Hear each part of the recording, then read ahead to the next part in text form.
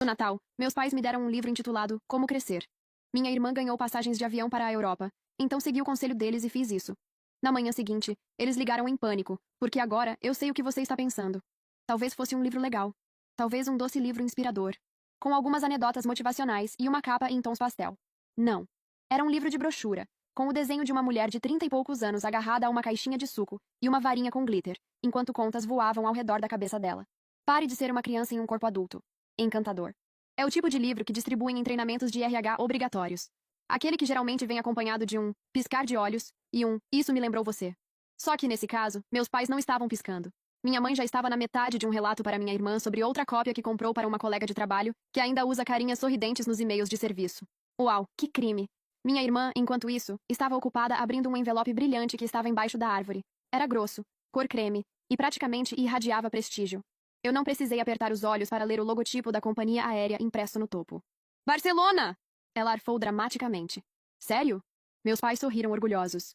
Queríamos que você tivesse outra oportunidade de expandir sua rede global, disse meu pai, como se ele estivesse lançando uma missão diplomática, e não bancando as férias dela pela terceira vez. Desculpe, viagem de pesquisa de campo do ano. Para fazer sua carreira crescer, acrescentou minha mãe. Então, como se fosse um pensamento tardio, ela se virou para mim e disse: E talvez este livro possa ajudar você a fazer a sua crescer também. Eu sorri. Faço isso quando estou tentando não chorar, nem gritar, nem ter uma crise de riso que possa ser interpretada como sinal de instabilidade mental.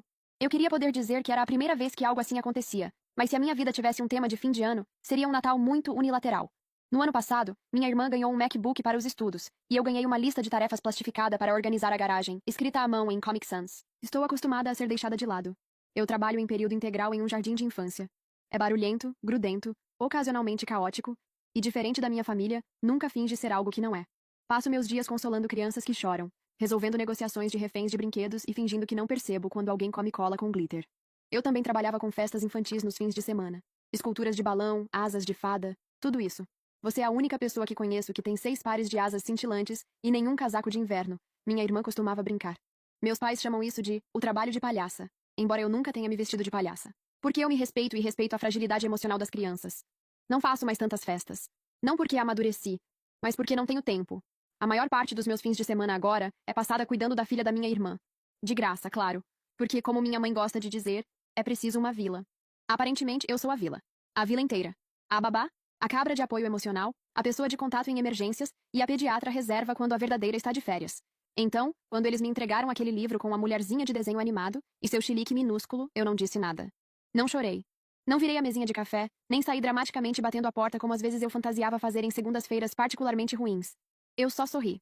E então tomei um gole do chocolate morno que eu mesma fiz para todo mundo. E me perguntei como eu podia ter 31 anos e ainda me sentir como uma menina de 10 na minha própria família. Depois que os presentes terminaram, veio o jantar. Era um daqueles jantares estilo cada um traz algo, em que minha contribuição era caseira e feita com carinho, enquanto a minha irmã trouxe molho de cranberry de supermercado, que ainda recebeu mais elogios do que as minhas batatas assadas com alecrim. Em determinado momento, meu pai chegou a dizer: Uau, Amélia, este molho de cranberry está delicioso. Você mesma fez? Ela piscou. Não. Eu literalmente abri uma lata. Ele riu, como se ela tivesse contado a piada do ano. Você sempre foi a prática. Eu quase engasguei com as minhas batatas. Mais tarde, ofereci ajuda para limpar, claro, e minha mãe me entregou um saco de lixo dizendo: Você sempre foi boa nessas coisas. É isso que admiro em você. Quase perguntei o que eles achavam que era o meu trabalho. Se cuidar de 25 crianças de pré-escola e impedi-las de se morder, se sujar de cola ou se acertar com dinossauros de brinquedo não era real o suficiente. Então o que seria? Mas não perguntei, porque era Natal, e porque eu já sabia a resposta. Eles não me viam como adulta. Eles me viam como confiável, alegre, bobinha, a ajudante, o par de mãos extra. Eu não era ambiciosa, não era importante. Eu era legal. E as pessoas legais nesta família ficavam encarregadas de limpar tudo. Aquela noite, fiquei acordada olhando para o teto do meu quartinho alugado em cima de um salão de unhas.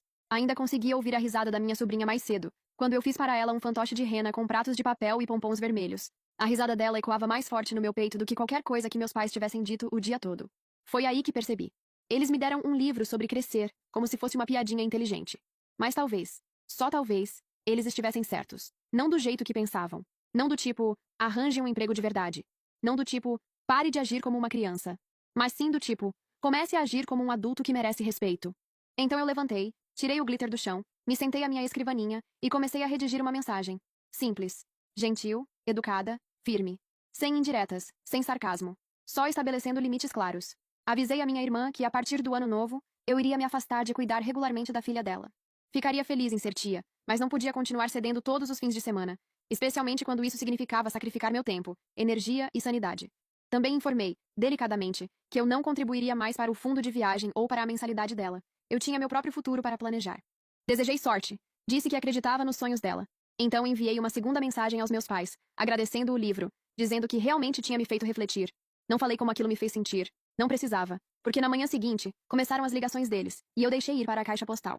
Porque eu tinha trabalho, tinha crianças que realmente me enxergavam, tinha uma vida. E porque, pela primeira vez em muito tempo, eu finalmente estava crescendo nos meus próprios termos. Eu não esperava uma ovação de pé, mas também não esperava 6 chamadas não atendidas, 2 mensagens de voz e um texto em grupo da minha mãe que dizia: Estamos muito surpresos. Isso parece fora do seu caráter. Por favor, repense pelo bem da família.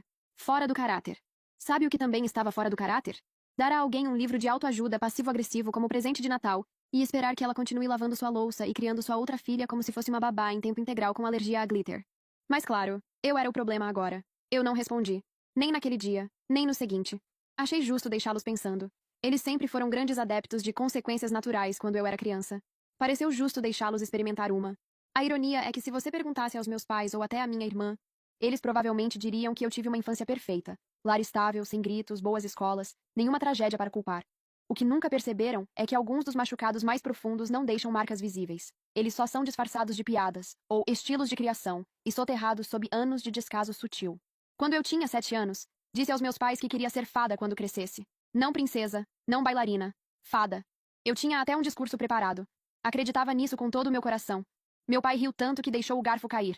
Talvez mire em algo que dê plano de saúde, ele disse. E minha mãe: Ela vai mudar de ideia. Crianças sempre mudam. Eu nunca mudei. O sonho de ser fada virou educação infantil. As asas cheias de brilho se transformaram em apresentações com fantoches, leitura de histórias e projetos de arte bagunceiros que faziam as crianças brilharem como árvores de Natal. Mas para eles, era tudo a mesma coisa. Uma fase, um desvio fofinho no caminho para algo mais respeitável. Minha irmã, Amélia, sempre soube o que era sucesso. Sucesso reluzente. Organizado, digno de planilhas, certificado internacionalmente. Ela tinha uma página no LinkedIn aos 16 anos. Fazia parte do time de debate e praticava argumentar com ela mesma diante do espelho. Ganhava prêmios escrevendo redações sobre temas que nem lhes interessavam. Era boa em performance, só não do tipo com fantoches e lápis de cor.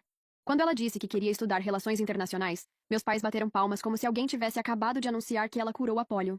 Ela vai mudar o mundo! Eles diziam dramáticos. Ela ganhou bolsas, estágios, intercâmbios, e quando tudo isso acabou, me teve. No começo era pouca coisa. Ajudar a cobrir as taxas do visto de estudante. Só até meu próximo pagamento cair, ela dizia. Depois vieram os livros. Depois a viagem para Berlim. Para um simpósio de networking, que parecia muito